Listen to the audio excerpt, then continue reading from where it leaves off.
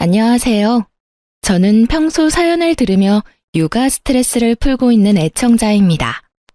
사연을 듣다 보니 참 다양한 이혼 사유들이 있던데 저 역시 소개된 사연 못지않게 경악스러운 이혼 사유로 이혼하게 되어서 이렇게 사연을 보내봅니다.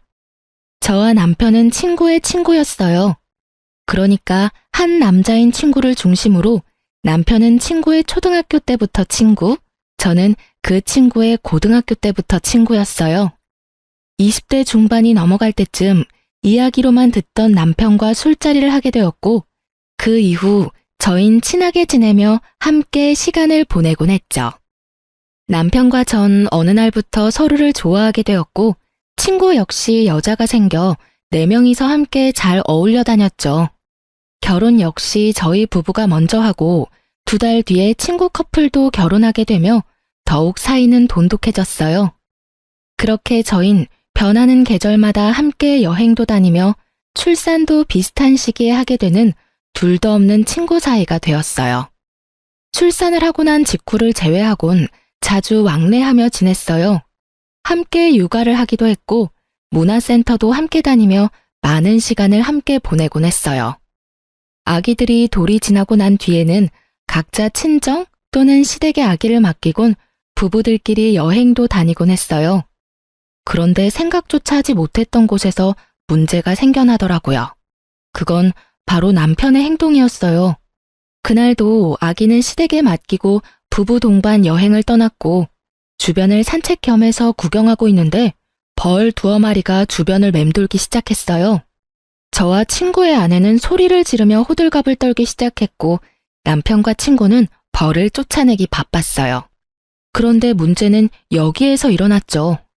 아니, 글쎄 친구는 그렇다 치고 남편까지 친구 아내 옆에 붙어 벌을 쫓아내고 있는 것이 아니겠어요? 친구야 자기 아내의 옆에서 벌을 쫓는 것이 당연했지만 내 남편이 친구 아내의 옆에 붙어 그러고 있는 것은 참 이상할 뿐더러 그 행동에 대한 서운함은 엄청나게 크더라고요. 제가 서운함의 남편을 보고 있으니 남편이 이렇게 변명을 하더군요. 아니, 그게 아니라 이쪽에 벌이 더 많아서 쫓다 보니 이렇게 됐네. 당신 괜찮아? 쏘이진 않았어? 이제 와서 걱정한다고? 그쪽에서 그렇게나 열심히 쫓아내놓고? 에이, 미안해. 내 맘 알지? 벌이 있는 쪽은 제 쪽이었는데도 불구하고 남편은 친구 아내가 있는 쪽에 벌이 많았다며 변명하더군요. 빠른 사과를 하는 남편을 보며 애써 서운한 마음을 억눌렀지만 알게 모르게 친구 아내를 챙기는 모습에 그 서운함은 점점 쌓여갔어요. 그렇게 숙소에 도착했고 저의 서운함은 그만 폭발하고야 말았습니다. 숙소에 도착한 저희는 역할 분담을 하기로 했고 남자들은 짐을 옮기고 여자들은 고기와 새우를 구우며 간단한 식사 준비를 하기로 했죠. 친구 아내와 저는 고기와 새우를 굽기 시작했고 갑자기 새우 껍질 파편 같은 것이 딱 소리를 내며 제 얼굴에 튀어버렸어요. 전 너무 놀라고 아파 악소리를 냈고 친구 아내는 다치진 않았지만 소리에 놀라 악 하고 소리를 지르더군요. 저희의 소리를 들은 남편이 달려와 상황을 대충 살폈고 사왔던 얼음을 봉지에 넣은 후 수건으로 감싸더군요. 전 당연히 저를 위한 것이라 생각했고 손을 내밀었어요. 하지만 그 얼음은 제가 아닌 친구 아내의 얼굴로 향했고 전 그 순간이 너무 당혹스럽더라고요. 하지만 저보다 더 당황한 친구의 아내가 멋쩍은 듯 자신은 다치지 않았고 제가 다쳤다며 얼음을 저에게 내밀었고 전 순간 기분이 팍 상하며 서운함이 폭발해버렸죠. 자기 눈에는 다친 내가 안 보여? 누가 봐도 다친 쪽은 나잖아. 진짜 미안. 순간적으로 너무 놀라서 그랬어. 그것도 변명이라고 해? 순간적으로 놀란 상황이었다면 더더욱 그 얼음은 내 얼굴로 왔어야지. 지의 얼굴이 아니라. 그게 진짜 미안. 순간 보이는 게 지혜씨 놀란 얼굴이라서 손이 먼저 나갔나 봐. 당연히 여보부터 챙겼어야 했는데 먼저 보인 얼굴이 지혜씨라서 나도 모르게 그만. 정말 미안해. 그 말도 정말 황당한 거 알아? 지혜만 소리를 지른 것도 아니고 나도 소리 질렀는데 어떻게 내가 아닌 지혜를 먼저 볼 수가 있어? 난 당연히 다쳤을 거라 생각했다니까. 아니, 그리고 생각해보니까 내가 마냥 미안하다고 하는 것도 이상하지 않아? 난 정말 지혜 씨가 다치고 당신은 괜찮은 줄 알았어. 너무 놀란 상태였고 그 순간 처음 보인 게 나랑 마주보는 자리에 있던 지혜 씨였으니까. 그래서 지혜 씨한테 얼음을 챙겨준 것뿐이야. 그게 그렇게 잘못된 행동이야? 당신이 이렇게 화낼 만큼?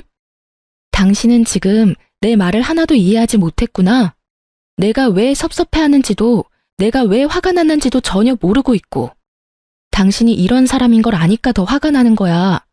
남 일이라면 그게 설사 나라도 이렇게나 관심이 없는데 오늘 당신 행동은 유독 거슬리잖아. 당신은 모르겠어? 당신 오늘 행동 이상한 거?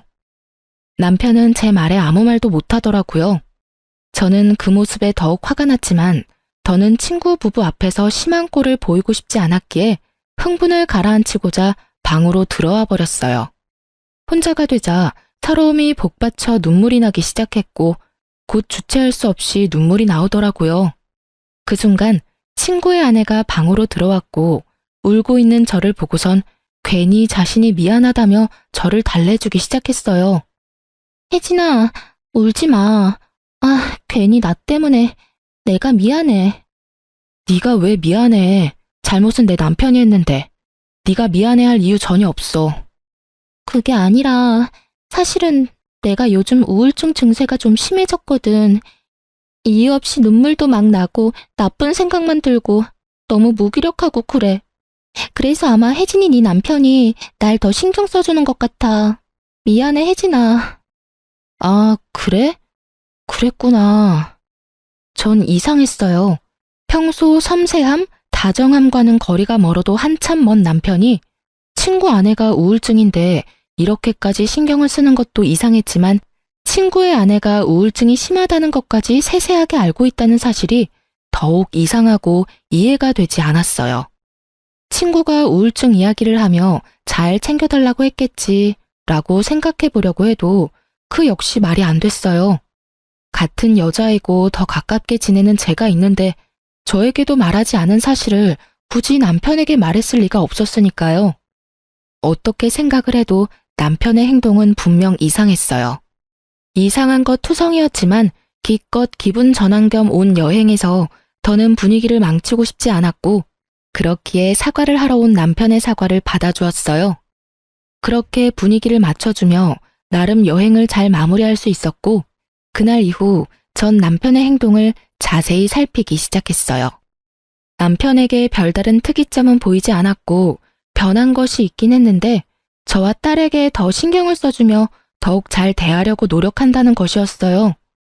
그런 모습을 보면 괜한 억측이었나 하는 생각이 들었고 그렇게 전 남편을 향한 미운 시선을 거두고 다시 남편과 잘 지내며 평소와 다름이 없는 일상을 보냈어요. 여행을 다녀오고 난 후 친구 부부와는 자연스럽게 거리가 생기기 시작하더군요. 그 이유는 저희 부부의 다툼 때문이었는데 그런 이유로 다투고 나니 친구 부부를 보는 것이 좀 꺼려지더라고요. 그래서 저흰 만나는 날이 줄어들었고 점점 그날의 일을 잊어가고 있었어요. 그날의 일을 잊어가는 만큼 친구 부부와 저희 부부 사이의 갯돈은 쌓여갔고 저흰 이번 여행을 마지막으로 걔는 더 이상 하지 않기로 결정하고 오랜만에 마지막 여행을 떠나게 되었어요. 시간도 꽤 흘렀고 그때의 감정은 많이 무뎌진 상태였기에 비교적 설레는 마음으로 여행을 떠났고 숙소를 보는 순간 정말 오길 잘했다는 생각이 들더군요. 그 당시 갯돈이 많이 모이기도 했지만 비수기 평일이었던 터라 꽤 좋은 독채를 빌릴 수 있었고 생각보다 더 좋은 독채의 구성에 기분이 절로 들뜨게 되었어요. 이번이 마지막 여행이라는 것이 너무 아쉬울 만큼 즐거운 시간을 보냈고 그 즐거움은 저녁 술자리까지 이어졌어요. 술을 꽤 즐기고 잘 먹는 세 사람과는 달리 전 술을 즐기지도 잘 먹지도 못했기에 취기가 오르려고 할 때쯤 저는 먼저 자겠다며 방으로 들어왔고 눈 떠보니 아침이더라고요.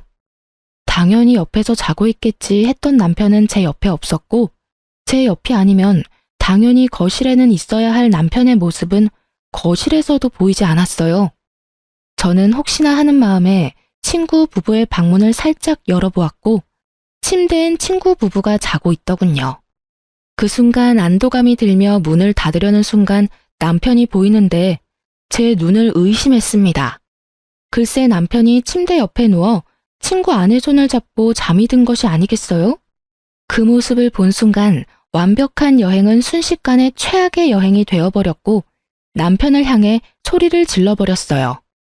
야, 너 도대체 뭐 하는 짓이야? 저의 고함에 세 사람은 누가 먼저라고 할 것도 없이 일어났고 다들 제가 왜 그러는지 사태 파악을 하느라 정신이 없어 보이더라고요. 남편과 친구의 아내는 여전히 손을 잡고 있었고 그 모습을 친구가 먼저 발견하게 되었죠. 여보, 지금 다운이랑 손 잡고 있는 거야? 두 사람이 손을 왜 잡고 있어? 친구의 물음에 그제야 손을 잡고 있다는 것을 인지한 두 사람이 서둘러 손을 놔버렸지만 이미 늦은 일이었죠. 저와 친구의 표정은 걷잡을 수 없이 굳어지고 있었으니까요.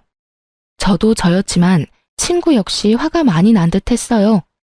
꽤 오랜 시간 친구를 봐왔지만 처음 보는 표정이었으니까요. 친구는 아무 말이 없었고 분위기는 급격하게 무서워질 때 남편이 변명을 하기 시작하더라고요. 오해야, 정말 생각하고 있는 그런 이상한 거 아니야. 내 말 좀 들어봐. 어제 우리 전부 다 과음해서 다 취했었잖아. 나도 취해서 당연히 당신 손인 줄 알고 잡고 잠들었어. 난 정말 당신 손인 줄 알았다고. 어떻게 보면 참 그럴싸한 변명이었지만 어떻게 들으면 성의가 조금 더 없는 변명이었죠. 전 더는 그 자리에 있고 싶지 않았고 아무 말도 하지 않은 채 제 짐만 챙겨 혼자 차를 끌고 집으로 돌아와 버렸어요. 돌아오는 내내 생각하고 또 생각했지만 말이 되지 않는 상황이었기에 화가 가라앉기는커녕 더욱 끓어오르기만 하더라고요.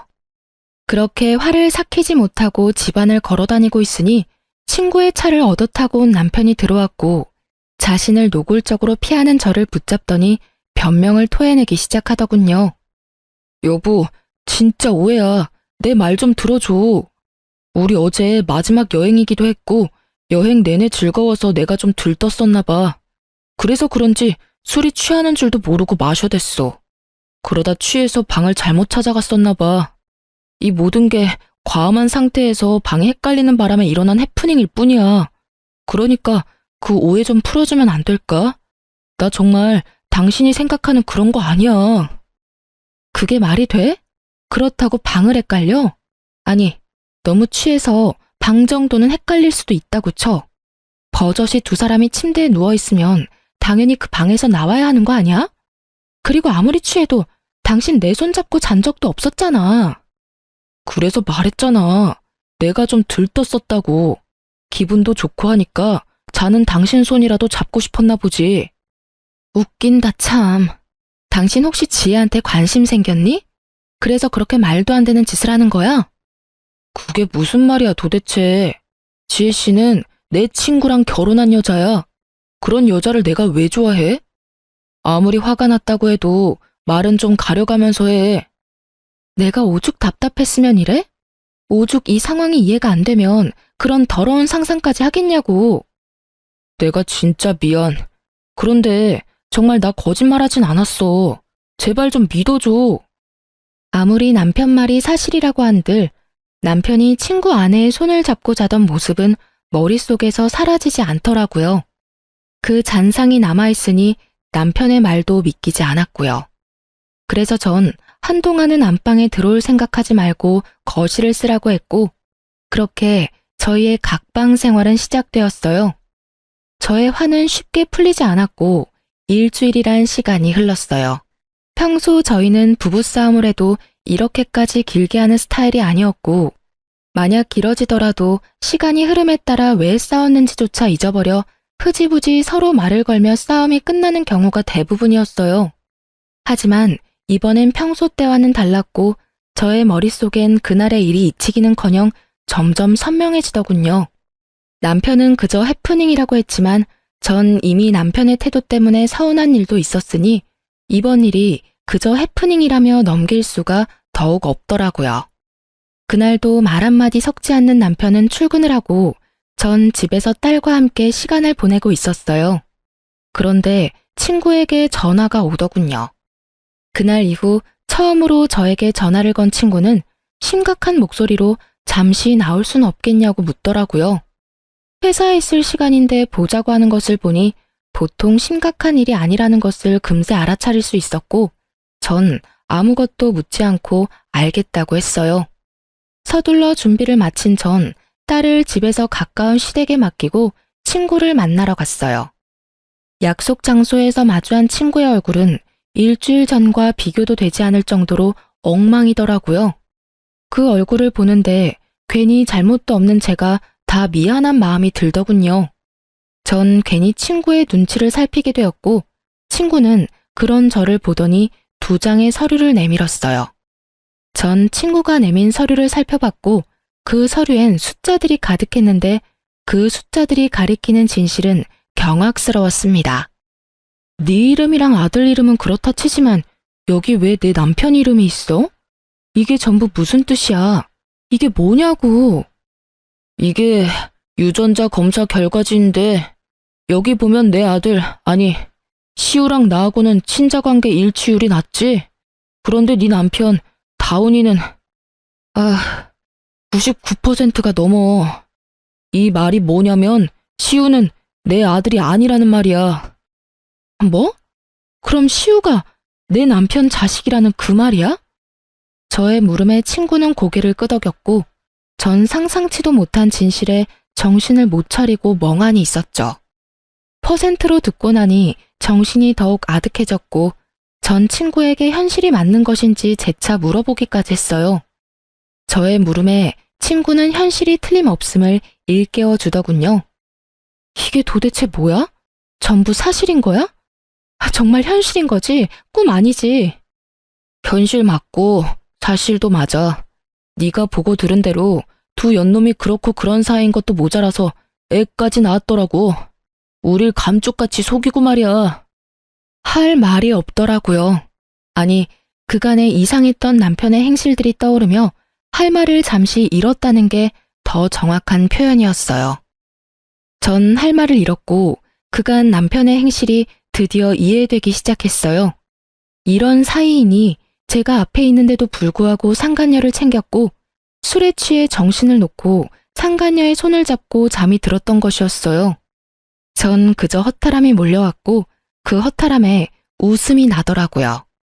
그런 저를 보던 친구는 왜 이런 검사까지 하게 되었는지 설명하기 시작했어요.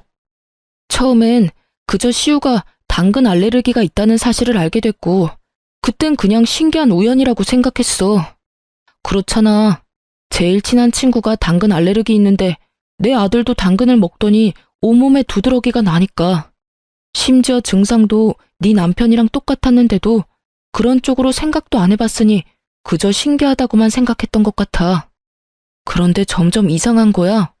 지나치게 내 아내를 챙기는 모습도 그렇고 괜히 내 눈치를 보는 아내도 그렇고 이상하다 싶었는데 그날 두 사람이 손을 잡고 있는 모습을 보는데 의심이 확신이 되더라고. 그래서 그 새끼가 숙소에서 쓰던 칫솔이랑 쓰던 베개에서 머리카락 좀 챙겨서 의뢰했는데 결과가 이렇네. 이게 무슨 일이냐 도대체. 친구도 허탈한 듯 웃어버리더군요. 그런 생각은 했었어요. 어쩌면 남편이 친구 아내에게 약간의 호감 정도는 있을 수 있겠다고요. 정말 딱 그 정도까진 생각하긴 했었지만 이렇게 깊은 관계라곤 상상조차 한 적이 없었는데 제 앞에 닥친 현실이 너무 아프고 충격적이더군요. 친구 역시 충격이 컸다고 하며 말을 이어나갔어요. 앞으로 어떻게 해야 좋을까? 나 혼자 결정할 문제는 아닌 것 같아서 불렀어. 넌 어떻게 했으면 좋겠어? 어떻게 하면... 친구의 말을 듣는데 눈물이 나오더군요. 제가 울기 시작하자 친구 역시 울기 시작했고 그간 많이 힘들었는지 어깨까지 들썩이며 울기 시작하더군요. 울 만큼 운 친구와 저는 이야기를 나눴고 저희의 뜻은 같았어요. 저흰 두 사람을 용서할 마음도 이대로 편하게 살게 할 마음도 없었기에 계획을 세웠고 그 눈물의 계획은 곧바로 실행하기로 했어요. 일단 친구는 남편에게 빌려준 돈부터 돌려받기로 했어요. 그간 저도 모르게 적게는 50만 원, 많게는 300만 원. 이런 식으로 빌린 돈이 꽤 되더라고요. 입금 내역을 살펴보니 그 금액이 총 3천만 원 가까이 되더군요. 가족 같은 친구에게 빌려줬고 받을 생각도 없었다는 친구의 말을 듣는데 마음이 참 아프더군요. 너 미쳤어? 이렇게 큰 돈을 왜 빌려준 거야? 나야 집에 급한 일이 있다고 하길래 빌려줬지. 너도 알다시피 이런 일 알기 전까진 그 새끼가 나한텐 가족 같은 친구였잖아. 그러니까 그냥 빌려준 거지. 어차피 못 받는다고 생각하고 빌려준 돈이라 계산도 안 해봤었는데 3천만 원이라니. 사실 나도 좀 놀랐어. 아니 근데 이 새끼는 그럼 이 돈을 다 어디에 썼단 말이야? 집에는 이렇게 돈이 들 일이 전혀 없었는데 시댁도 마찬가지고. 그러게.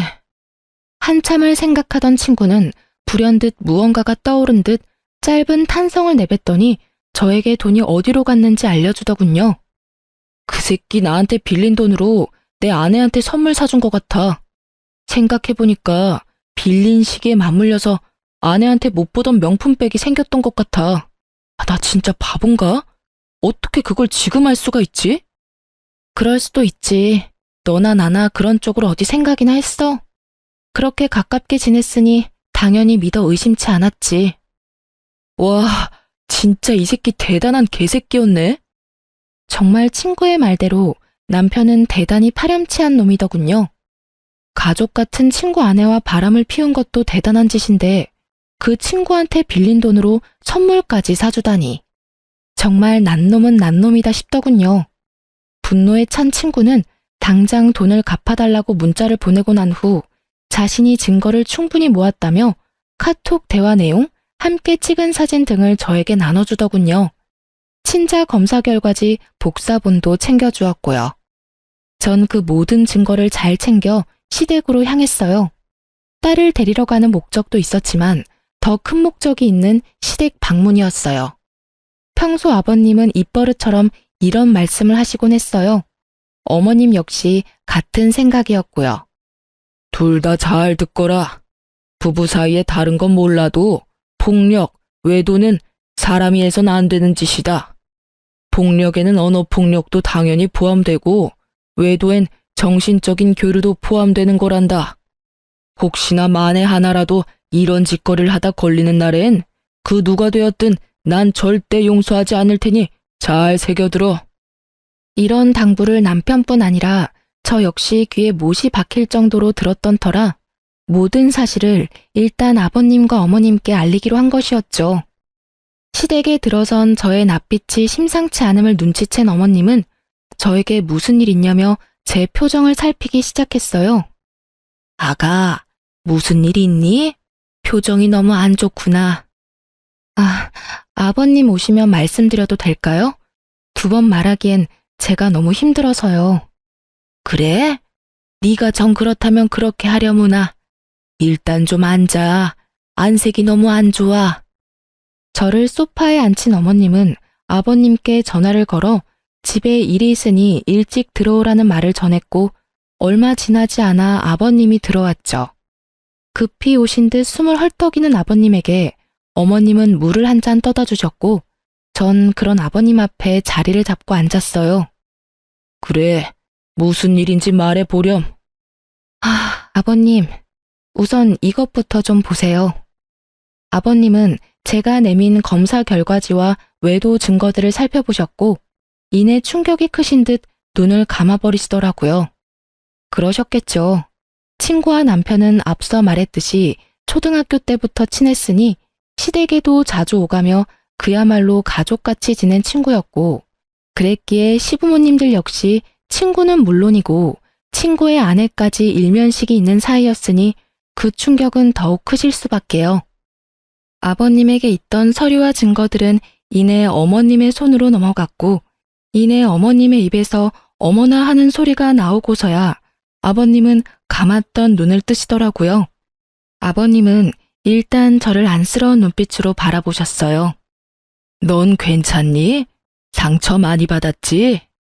괜찮다고 하면 거짓말이고 좀 힘들어요, 아버님. 어떻게 이런 일이 현실에서 일어날 수 있는지 사실 아직까지 믿기지도 않고요. 그런데 믿지 않기엔 이렇게나 증거들이 넘치니 참 암담하네요. 그래, 당연히 그럴 게다. 일단 다 여기로 불러야겠구나. 당사자들이 다 모여야 뭐든 할 수 있을 테니 그동안 넌 안방이라도 가서 좀 쉬려무나. 아니에요, 아버님. 전 여기서 그냥 앉아 있어도 충분히 편해요. 그래, 너 편한 대로 하렴.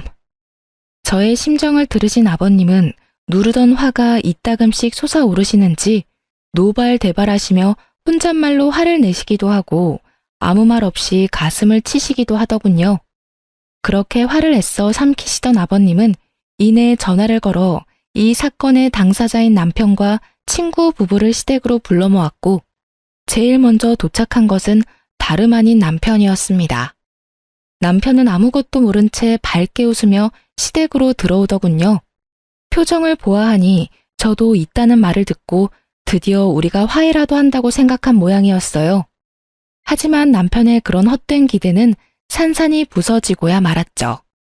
시댁에 발을 들인 남편을 보자마자 아버님이 곧장 남편에게로 다가가 따귀를 날리셨으니까요. 남편은 영문도 모른 채 맞아버린 상황이 되었고 놀란 토끼 눈을 하고선 입을 열더라고요. 아니 아버지, 갑자기 왜 이러시는 거예요? 이유는 말씀해주고 때려도 때리셔야죠. 남편은 따지듯 아버님께 물었고 아버님은 대꾸할 가치도 없다는 듯 한 번 더 남편의 따귀를 때리시더군요. 상황이 이렇게 되자 남편은 드디어 상황이 범상치 않음을 깨달은 듯 입을 다물고 있었고 곧 시끄러워질 것을 예상하신 어머님은 품에서 곤히 자고 있는 손주를 안고서 방으로 들어가시더라고요. 아버님은 그제야 남편에게 소리를 고래고래 지르시며 참았던 화를 쏟아내시기 시작했어요. 너 같은 놈이 내 자식이라니 내가 부끄러워서 고개를 들고 다닐 수가 없구나. 내가 널 이리도 잘못 키운 줄도 모르고 남의 집 귀한 딸한테 장가를 보냈으니 이 죄를 어떻게 다 갚느냐 말이다. 네가 제정신인 거야? 아니, 인간은 맞는 게야? 어떻게 인간이라는 것이 절대 해선 안 되는 그딴 짓을 하고도 고개를 빳빳이 쳐들고 다닐 수 있단 말이냐? 너 하나 때문에 지금 몇 명이나 상처받고 인생이 망가졌는데 네가 웃어? 난 너 같은 자식은 필요 없다. 앞으론 자식 하나 없는 셈 치고 살 테니 너도 그런 줄 알아. 아직까지도 영문을 알 수 없는 남편은 분노가 극에 달한 아버님이 무섭긴 했는지 아버님에게서 한 발 물러서며 이렇게 말하더군요. 아버지, 갑자기 왜 이러시는지 이유라도 설명해 주세요. 저도 뭘 알고 혼나도 혼나고 맞아도 맞아야죠. 아직도 감도 못 잡은 꼴이라니. 이렇게까지 내가 화를 내는데 그 이유를 정녕 모르는 게야? 네가, 네 놈이 감히 내가 그렇게 당부했건만 감히 바람을 피워? 그것도 가장 친한 친구 아내를 상대로? 아버님의 말에 남편의 얼굴이 그야말로 사색이 되어 가더군요. 그러면서 저를 한번 쓱 보더니 변명을 하기 시작했어요. 변명을 들어보니 고작 상간녀와 손잡고 잠이 든 사실로 화가 많이 난 제가 아버님에게 잃은 것이라고 착각하는 듯 했지만요. 아버지, 그게 아니라 다 오해예요. 저희가 다 함께 어울려 여행 자주 다녔던 건 알고 계시죠? 무슨 말을 어떻게 들으셨는지 모르겠지만 그 일도 단순하게 술을 많이 먹고 일어난 실수 같은 일이었어요. 집사람한테도 충분히 설명을 했는데 집사람은 아직 화가 풀리지 않았고요. 하지만 집사람이 생각하는 것처럼 절대 바람을 피운 사실은 없어요. 정말이에요. 맹세할 수 있어요. 아버님이 모든 사실을 다 알고 있다는 사실을 전혀 모르는 남편놈은 맹세라는 단어까지 써가며 자신의 억울함을 털어놓았고 그런 남편의 거짓말에 더욱 화가 난 아버님의 손이 다시 올라가는 순간 친구 부부가 배를 눌렀고 일단 상황은 잠시 멈추게 되었어요. 살얼음판 같은 분위기와도 같은 상황에서 등장한 두 사람의 반응은 그야말로 극과 극이더군요. 많은 것을 각오한 듯한 비장한 표정의 친구는 아버님께 간단한 목례를 한 뒤 저의 근처에 자리를 잡고 섰고 무거운 분위기에 살짝 겁을 먹은 듯한 상간녀는 자신의 남편을 따라 목례를 한 뒤 제 옆에 딱 붙어 앉더라고요. 전 그런 상간녀에게 살짝 떨어지며 말했어요. 내 옆자리 말고 넌 저기에 가서 앉아. 이렇게 말하며 제 남편의 옆자리를 가리켰고 무슨 일인지 전혀 알지 못하는 상간녀는 많이 의아해하면서도 심상치 않은 분위기에 제 말대로 남편의 옆으로 가더군요. 그리고 아버님의 말씀에 따라 불륜의 증거들이 거실 바닥에 흩날리며 긴 이야기가 시작되었어요. 너 방금 오해라고 그랬지? 이걸 보고도 그런 말이 나올 수 있는지 어디 보자. 아버님께서 나열한 증거들을 보던 두 사람은 동공이 흔들리기 시작했고 유전자 검사 결과지에서 한눈에 보기에도 알 만큼 심하게 동공이 흔들리더라고요. 그보다 더 확실한 외도 증거가 있음에도 불구하고 변명할 말이 있는지 남편과 상간녀의 입에서 변명의 말들이 쏟아져 나왔고 그 말들은 상황만 더욱 악화시킬 뿐이었어요. 그게 아니라요. 아버지, 저희가 처음부터 작정하고 그랬던 것이 아니라 어쩌다 보니 딱 하룻밤 실수였는데 아기가 덜컥 생겨버렸어요. 이미 생긴 아기를 없앨 수도 없는 노릇이었고 고민하면서 차일피일 미루다 보니 이미 늦었더라고요. 그래서 일이 이렇게 돼버렸어요. 네, 맞아요, 아버님. 처음부터 이러려는 건 아니었어요. 덜컥 임신을 해버렸고 어떤 것도 확신할 수 없는 상황이었어요. 시기가 비슷해서 그래서 단호하게 결정을 내릴 수도 없는 상황이 계속되다 보니 배가 불러왔고 고민이 길어지다 보니 출산까지 하게 됐어요.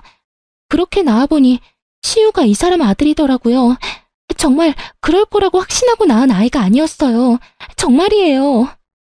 이 무슨 납득이라곤 0.0001%도 되지 않는 저급한 변명인가요? 그러니까 애초에 외도는 저지른 것이 맞으나 아기는 어쩔 수 없이 낳을 수밖에 없는 상황이라 낳았다. 이 말인가요? 아니면 서로 정이 통한 것은 맞으나 친구 아기일 수도 있기에 낳았단 이 말인가요? 이 말이든 저 말이든 친구와 제가 가장 중요하게 여기는 외도 사실은 틀림이 없었고 아버님은 개똥 같은 변명에 크게 화를 내시곤 저와 친구에게 의견을 물어보더군요. 이 상황에도 변명이나 하는 꼴이라니. 그리고 그걸 말이라고 하고 있는 게야? 둘 다 어찌 이렇게 어리석고 한심한 게야? 어휴, 두 사람은 이 한심한 것들이랑 어떻게 할지 결정된 바가 있어? 있다면 앞으로 어떻게 할 계획인지 말해줬으면 하는데 말해줄 수 있겠나? 네, 아버님. 일단 전 이혼을 하려고요. 애도 있고 웬만해선 참고 살라는 말도 있지만 이 상황이 웬만한 상황은 아니니 도저히 참을 수가 없을 것 같아요. 그리고 상간녀 소송도 진행할 예정이에요. 아버님과 어머님껜 참 죄송해요. 정말 잘해주셨는데 이런 결정을 하게 돼서. 저 역시 이혼할 예정입니다. 이미 신뢰는 깨졌고 믿고 사랑했던 만큼 배신감이 커 더는 결혼 생활을 유지하긴 힘들 것 같아요. 저 여자와는 상관없이 제가 너무 불행할 것만 같거든요. 상간남 소송 역시 진행할 예정이고 다운이에게 빌려준 돈이 좀 있습니다. 3천만 원가량 되던데 처음엔 받지 않을 생각으로 빌려준 돈이었는데 알아보니 저에게 빌린 돈으로 이 여자에게 명품 선물을 해줬더라고요. 그래서 그 돈도 다 받을 예정입니다. 그래. 두 사람 뜻은 잘 알았다. 그럼 변호사를 선임해야겠지? 마침 내가 잘 아는 실력 좋은 변호사가 있으니 소개해 주겠네. 아버님께선 저를 돕겠다고 작정을 하셨는지 변호사까지 소개해 주시겠다고 나섰고 남편과 상간녀는 분위기 파악을 하지 못했는지 반발을 하고 나서더군요. 아버지, 변호사라니요. 꼭 이렇게까지 하셔야 합니까? 저 두 사람이 아닌 제가 아버지 자식이잖아요. 그것도 하나뿐인 아들. 그런 저한테 꼭 이렇게까지 하셔야 합니까? 그래요, 아버님. 전 아버님의 세상이 둘도 없는 손자까지 낳은 여자라고요. 그런데 왜 혜진이 편만 들어주세요? 엄연히 이 집 장손을 낳은 건 저라는 사실을 이제 잘 아시잖아요. 그래요, 아버지. 과정이 어떻게 됐든 대가 끊길 뻔한 집에 떡하니 장손을 낳아준 여자라고요. 그러니 마음 좀 푸시고 저희 상황도 좀 이해해 주세요. 상황 파악은 전혀 하지 못하고 저런 말이나 하는 남편과 상간녀를 보는데 참 어이가 없더군요. 이 와중에 장손 타령이라니 인간의 탈을 쓰고 어찌 저리 뻔뻔할 수가 있었을까요? 다름 아닌 저와 친구가 떡하니 보고 듣고 있는 걸 잊었을 리 없을 텐데요. 오만 생각이 다 드는 그 상황에서 한 가지는 분명하더군요. 저 두 사람은 저와 친구에게 미안한 마음이 조금도 없다는 것을요. 그렇지 않고서야 모든 사실이 밝혀진 지금 저희에게 사과는커녕 미안하단 눈빛조차도 보내지 않을 리가 없었을 테니까요. 상황이 이렇게 되자 전 어떻게 해서든 두 사람을 나락으로 떨어뜨려 버리고 싶었어요. 남편을 너무 사랑했던 만큼 배신감 역시 엄청났으니까요. 아버님 역시 이런 제 마음을 100번 이해한다는 듯 부들부들 떨고 있는 제 손을 토닥여 주시면서 남편을 향해 호통을 치시더군요. 하나뿐인 아들? 내 말을 잊은 게야? 난 분명 너 같은 자식은 이제 없는 셈 친다고 하지 않았느냐? 다시 한번 말해주마. 오늘부터 넌 내 자식이 아니다. 즉, 연을 끊자 이 말이야. 그러니 자연스럽게 그 아이도 내 손주가 아니다. 아이라도 들이밀며 어떻게 해서든 나한테 비벼볼 생각이라도 하려 들거든. 쓸데없는 짓이니 괜히 아이만 더 불쌍하게 만들지 말란 말이다.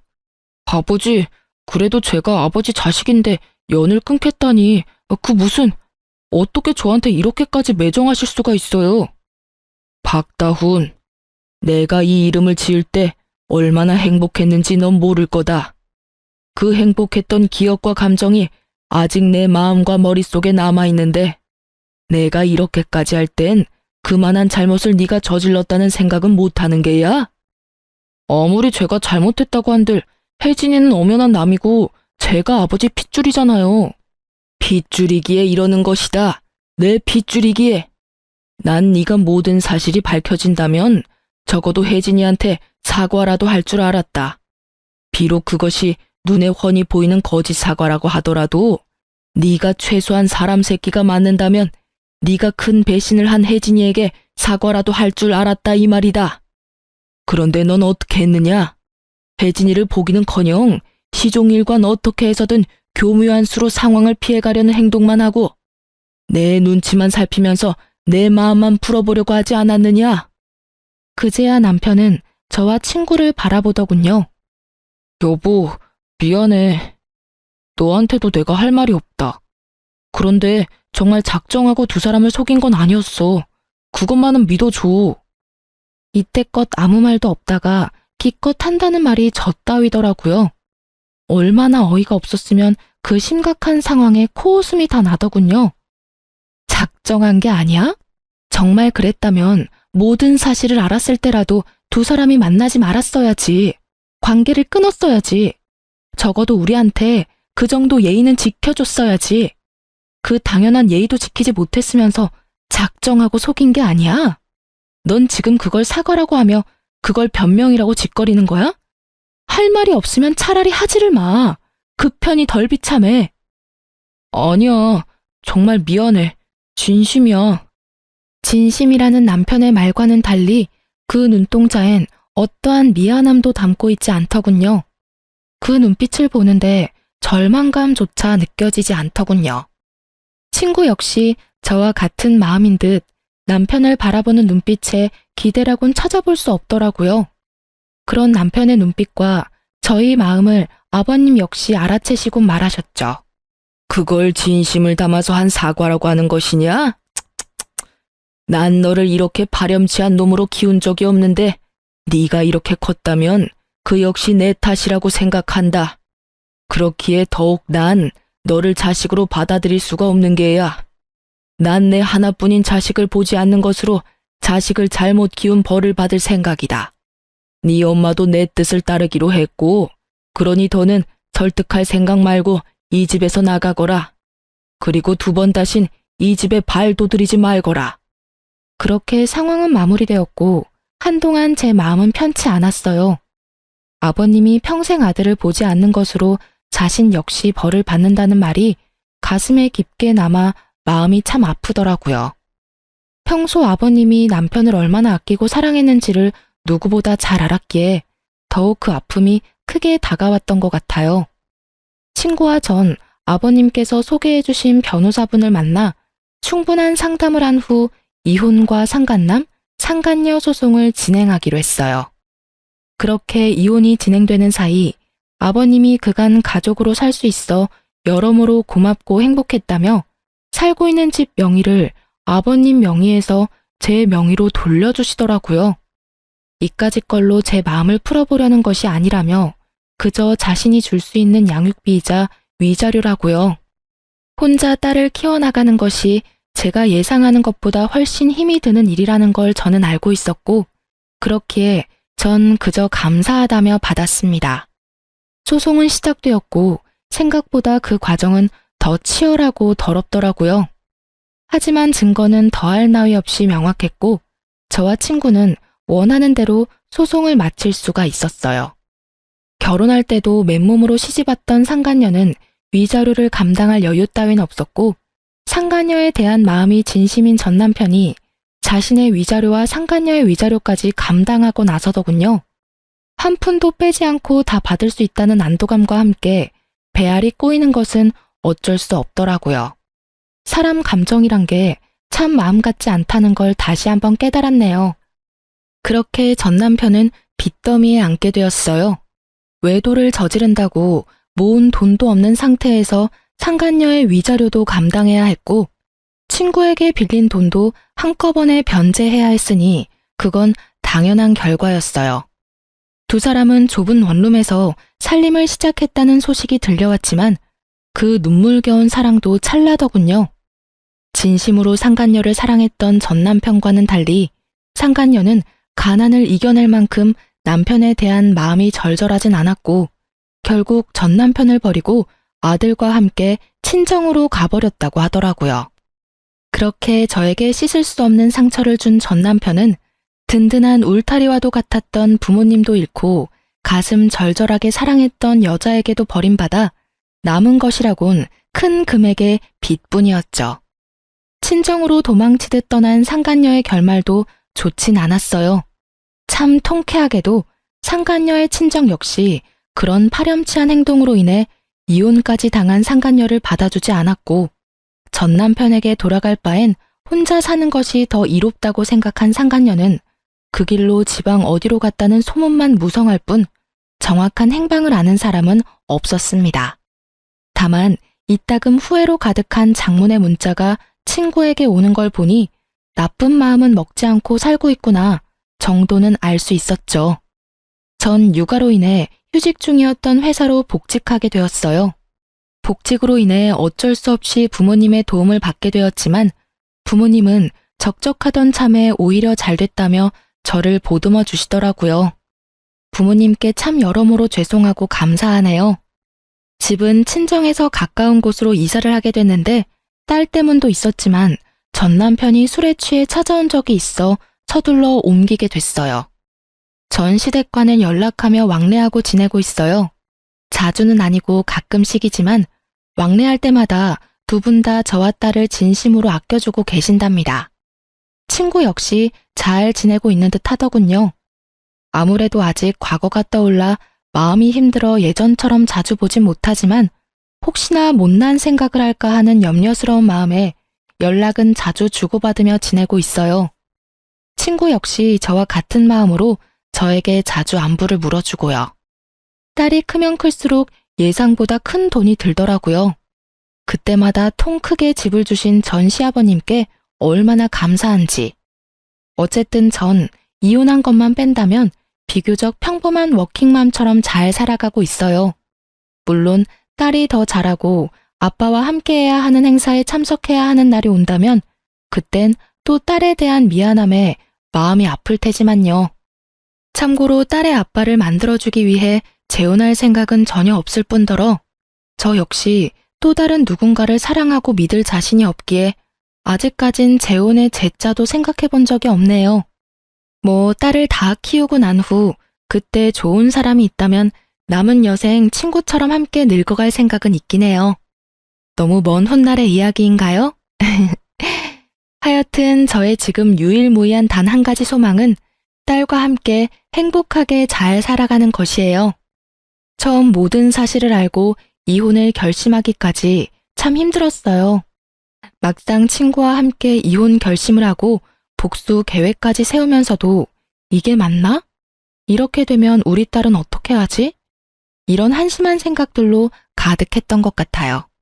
그 당시엔 혼자 헤쳐나갈 길이 너무 험난해 보였고 그 험난한 길에서 딸이 받게 될 상처가 너무 두렵더군요. 그렇게 겁이 많던 전 용기를 내 이혼을 해냈고 지금은 이혼하기 전보다 더할 나위 없이 잘 살고 있고 행복해요. 그러니 남편의 잘못으로 이혼은 하고 싶지만 앞으로 남은 날들에 대한 두려움으로 망설이고 계신 분들께 말씀드리고 싶어요. 이혼이 정답은 아닙니다. 다만 여러분의 인생을 망가뜨리고 구렁텅이에 발을 담그면서까지 결혼 생활을 유지할 필요는 없어요. 저를 보세요. 그렇게 두려워하던 저도 이렇게 나름 잘 살아가고 있잖아요? 그러니 한 번만 용기를 내보세요. 여러분 인생은 소중하답니다. 그럼 저는 물러가 볼게요. 저의 긴 사연 들어주셔서 정말 감사합니다.